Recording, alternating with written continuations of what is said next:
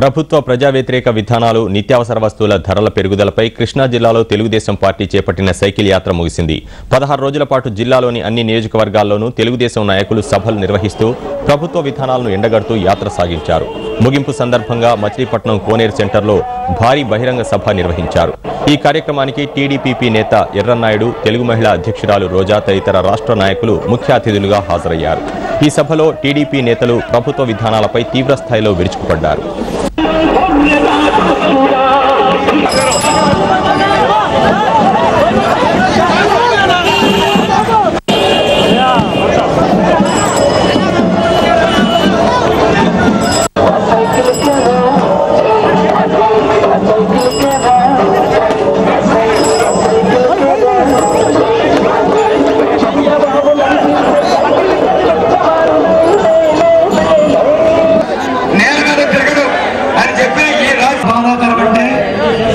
Survey నెంబర్లో మచిలీపట్నం కోర్టుకి ఇచ్చిన ల్యాండ్లో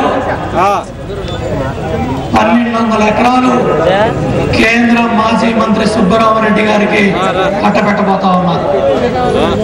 ఈ పోర్టుకి శాంక్షన్ అయిన సర్వే నెంబర్ ఉన్న ల్యాండ్లో 600 ఎకరాలు సర్రాజ్ అనే కాంగ్రెస్ ఎమ్మెల్యే కట్టబెట్టబోతా ఉన్నారు.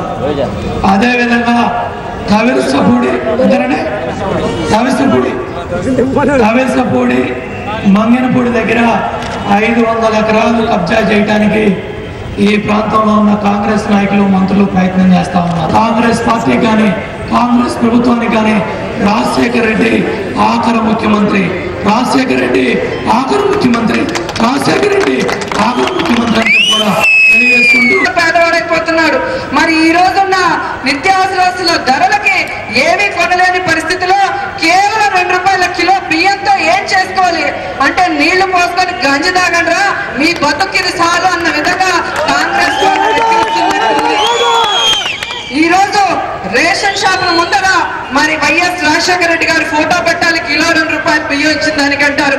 మరి వీళ్ళకి దమ్ముంటే మరి వీధిన బెల్ట్ షాపులు పెట్టారు కదా, ఆ షాపుల ముందర కూడా వైఎస్ రాజశేఖర రెడ్డి గారి ఫోటో పెట్టుకొని మిమ్మల్ని అందరికీ తెలుస్తున్నారు. కాంగ్రెస్ వాళ్ళకి చెప్పండి, రేషన్ షాప్ ముందర ఎందుకు, బెల్ట్ షాపులు కూడా ముందర కూడా పెట్టుకోండి. మీరే కదా ఈ ఘనత వహించారు. ఏరులై మంచినీళ్ళు దొరకని గ్రామాలు ఉన్నాయేమో కానీ ఈ రోజు మద్యం దొరకని గ్రామం లేదు కాబట్టి ఆ ఘనత కూడా మీకే దక్కిందని వాళ్ళు ఫోటోను పెట్టాలని మిమ్మల్ని అందరినీ కూడా కోరుకుంటున్నారు.